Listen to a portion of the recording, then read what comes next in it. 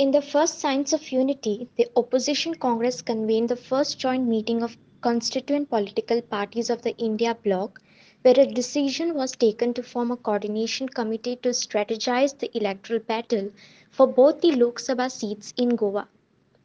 All India Congress Committee in charge of Goa, Manik Rao Thackeray, who addressed a press conference in the presence of leaders and MLAs of the Congress, AAP, and Goa Forward Party, besides office bearers of the NCP, Pawar faction, and Shiv Sena UBT, also said that the Congress will announce the names of both the candidates in one go very soon.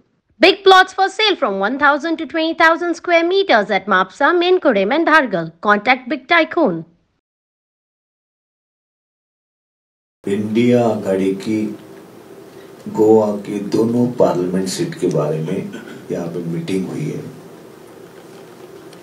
उनको thanks करने के लिए हमने बुलाया है, क्योंकि एक साथ होकर हम ये चुनाव जीतेंगे।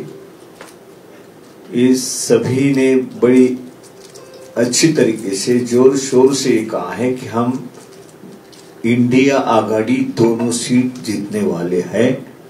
ये सभी ने एकजुट होकर इस यस मीटिंग में जो जिस तरीके से जोश दिखाया है, मुझे बहुत खुशी है, क्योंकि हमारे देश में जिस तरीके से बीजेपी और आरएसएस और जो जिस तरीके से राजनीति कर रही है, संविधान के बारे में, हमारे डेमोक्रेसी के बारे में, वो पूरी तरह खत्म करना चाहते हैं। इसलिए पूरे देश में सभी इंडिया आघाड़ी हर जगह से यही पुकार है कि सब ने मिलकर एक साथ होकर, वो आज आपके सामने है कि सभी जो इंडिया आघाड़ी के जो हमारे साथी है, एक साथ होकर हम आगे बढ़ेंगे। ये उन्होंने जो इस मीटिंग में बड़ी अच्छी तरीके से अपनी बात रखी, मैं बहुत खुश हूं। दूसरी बात, यहां पर जिस तरीके से बीजेपी प्रचार कर रही है, उनके लोग प्रचार कर रहे हैं कि हम जीतेंगे, लेकिन उनके पैर पूरी तरह डगमगा गए हैं। आज साउथ में रहो या नॉर्थ में, उन्होंने जिस तरीके से कैंडिडेट के बारे में 15 साल से यहां पे जो एमपी उनके बने थे, उनके लोगों के बारे में क्या राय है आप पूछिए, कि वो चाहते कि अभी उनको नहीं आगे का टाइम देना है। और साउथ में तो उनको कैंडिडेट अभी तक फाइनल नहीं हो पा रहा है। ऊपर से उनको डायरेक्शन है कि ये कैंडिडेट नहीं हो सकता है, वो कैंडिडेट, पूरी तरह घबराई हुई स्थिति बीजेपी की आज दिखाई दे रही है। और हमें पूरा यकीन है कि आज गोवा की जनता इंडिया अलायंस के साथ है। वो चाहती है कि शांति और अमन पूरे देश में रहे, हमारे गोवा में रहे। इसलिए वो इंडिया आघाड़ी को जितवाना चाहती है। आप उनके पास जाते हो तो आपको पता चलता है कि क्या हो रहा है देश में। सबसे पहले जो सोच है वो गोवा की सोच रहती है। गोवा डिसाइड फैक्टर रहता है, यहां क्या डिसीजन होता है पूरे देश में होता है। तो इंडिया आघाड़ी जिस तरीके से आगे बढ़ रही है, उनका जो मकसद है सबको एक साथ लेकर इस देश को आगे बढ़ाना। कोई भी कम्युनिटी को यह ना लगे कि हम कोई अलग देश में रहने वाले हैं। सभी को ये मैसेज जाना चाहिए कि ये देश सभी का है, इस सभी को समान अधिकार है हमारे संविधान के तहत। तो ये हमारे लिए बहुत ही महत्वपूर्ण बात है, ये जनता भी जानती है। इसलिए गोवा की जनता कांग्रेस की दोनों कैंडिडेट को जितवाना चाहती है, मन की बात है उनकी। भला ही कोई अपने मन की बात कहे, लेकिन गोवा की मन की बात, गोवा की जनता की मन की बात है कि यहां को बीजेपी को हटाना है। और इसीलिए आज इंडिया आघाड़ी के सभी हमारे साथियों ने कांग्रेस की जो भी कैंडिडेट रहेंगे उनको पूरा मजबूती के साथ उनके हम पीछे रहेंगे। ये बड़ी ताकत के साथ हमको जो उन्होंने जताया है, मैं इनका बहुत बहुत आभारी हूं। इसीलिए आज की मीटिंग बुलाई है कि जिस तरीके से उन्होंने सपोर्ट करने का निर्णय लिया है, उनके हाईकमांड को भी हम धन्यवाद देते हैं, स्टेट के सभी लीडर्स को हम धन्यवाद देते हैं।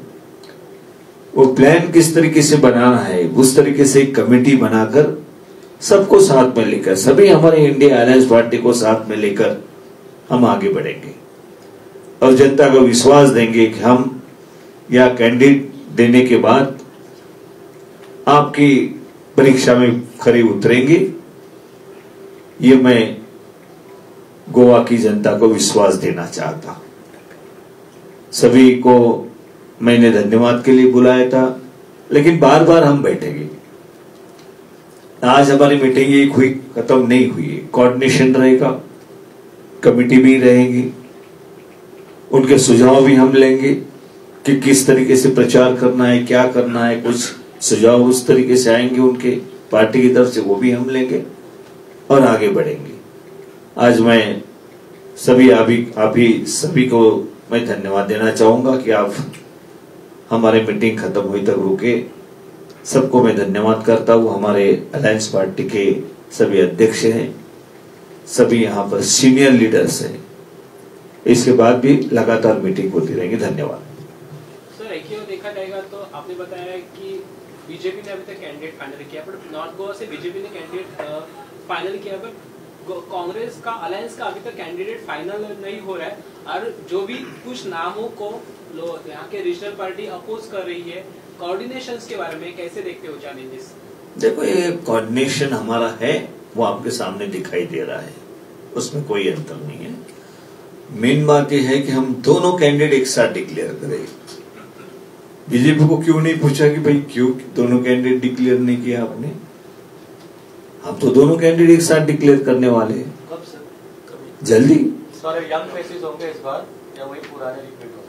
देखो, जो भी यहाँ के सजेशंस हमारे नेताओं के, कार्यकर्ताओं के, जनताओं की तरफ से आए हैं, उसके बारे में सभी विषय पे हमने बात की हुई है और हमारी स्क्रीनिंग कमेटी भी हो गई है। अब CWC की जो बात रहती है, CEC की, तो वो तो हाईकमांड के सीनियर लीडर उसमें रहते हैं।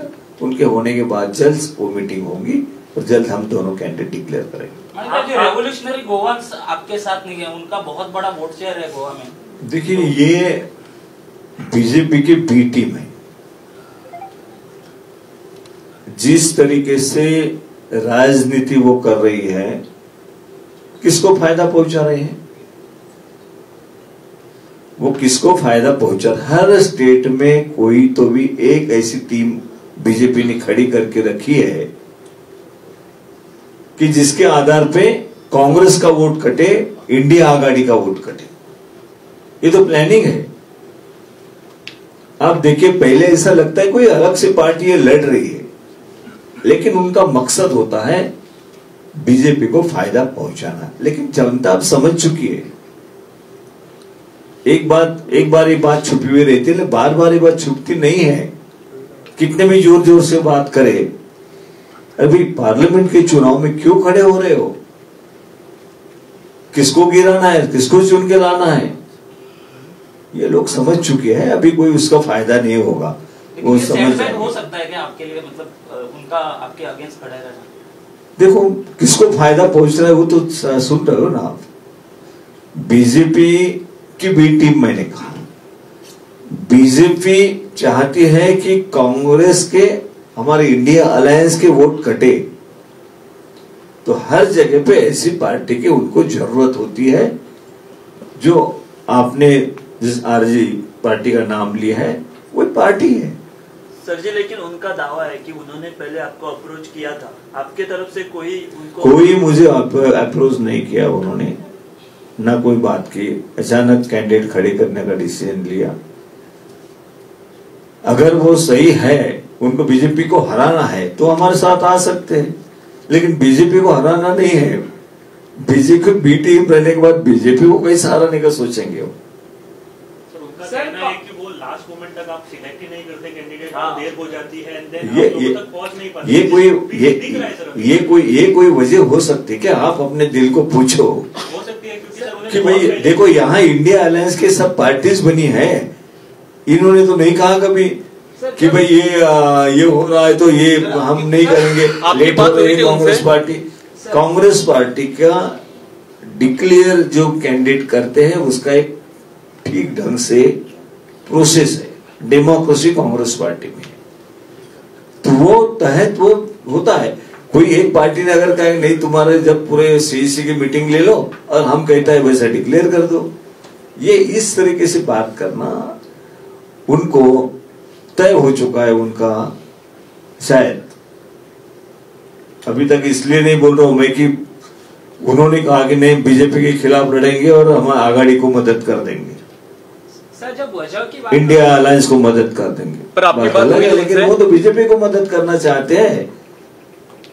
अब आप देखिए, आप अगर मीडिया के भी हो तो पॉलिटिकल्स आप जानते हो, पॉलिटिक्स, और यहाँ का ही नहीं हर पूरे देश का जानते हो कहाँ पे किसने, मैं सब जगह से बता सकता हूँ कि कहाँ बीजेपी ने वोट कटवाने के लिए बी टीम को कैसे लगा दिया है काम में। बड़े अच्छे तरीके से लगाते हो, पता नहीं चलता। पहले मैं भी तेलंगाना में था, उस वक्त पता नहीं चलता था बीजेपी और बीआरएस एक है, कोई सोच भी नहीं सकता था, आखिर में ओपन हो गए।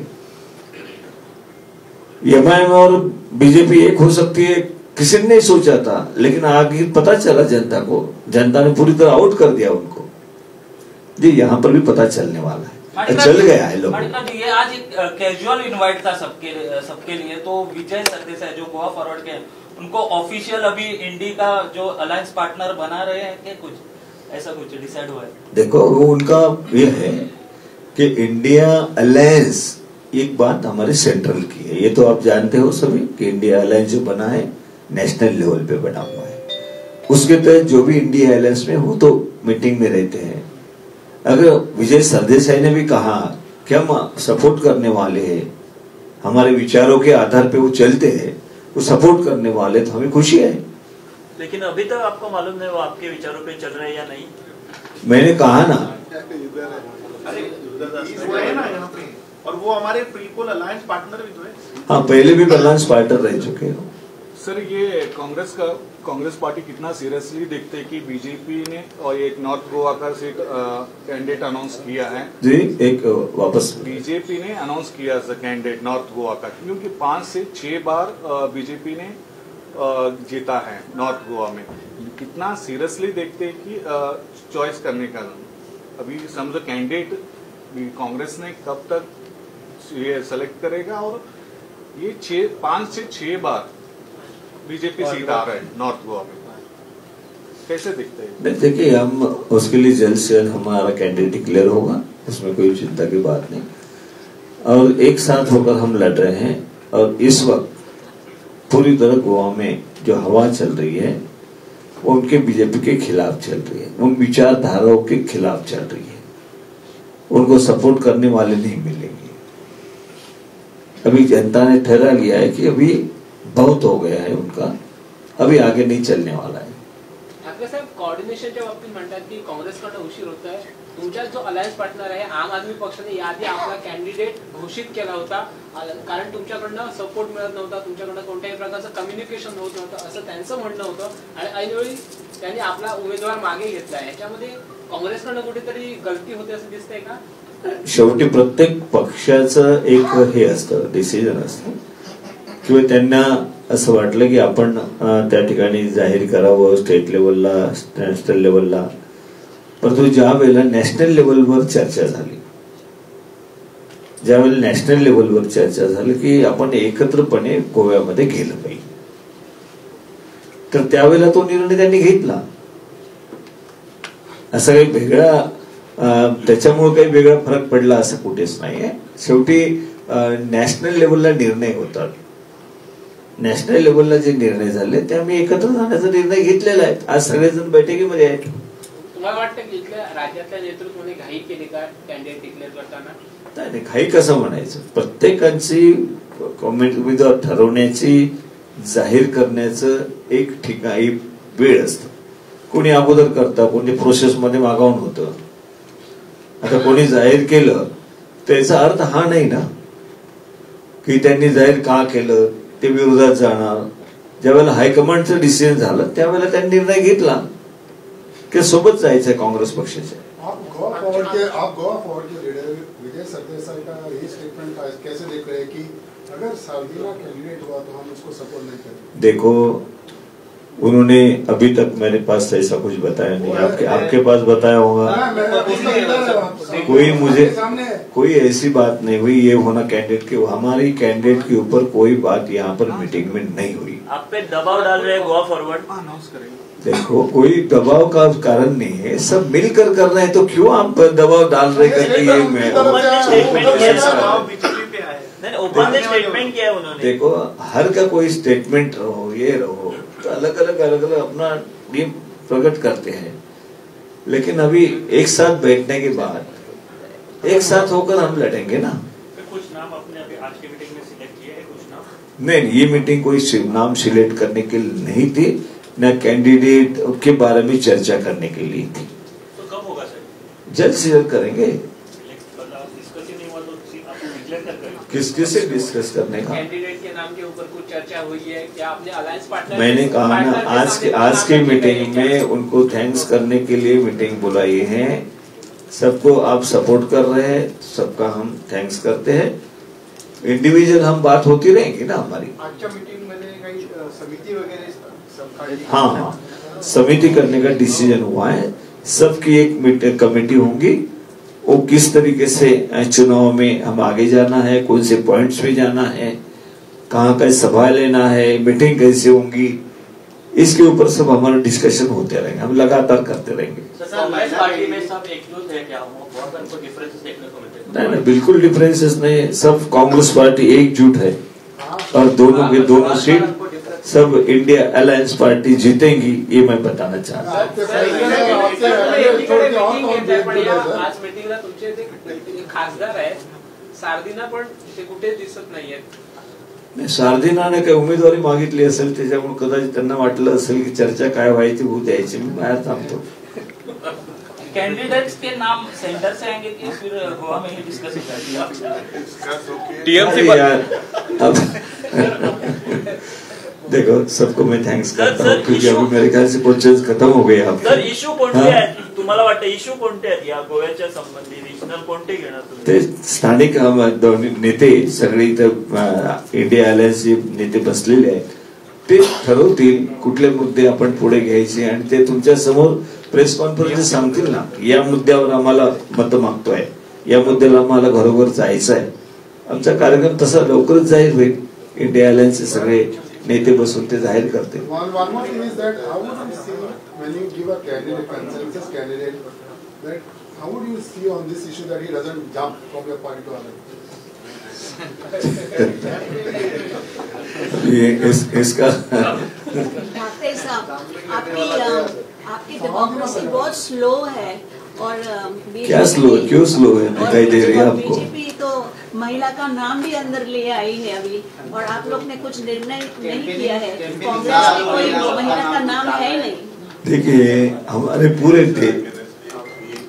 with regards to the Mahila name, they say that they are going to propose. I challenge them. If they are really in favor of Nari Shakti.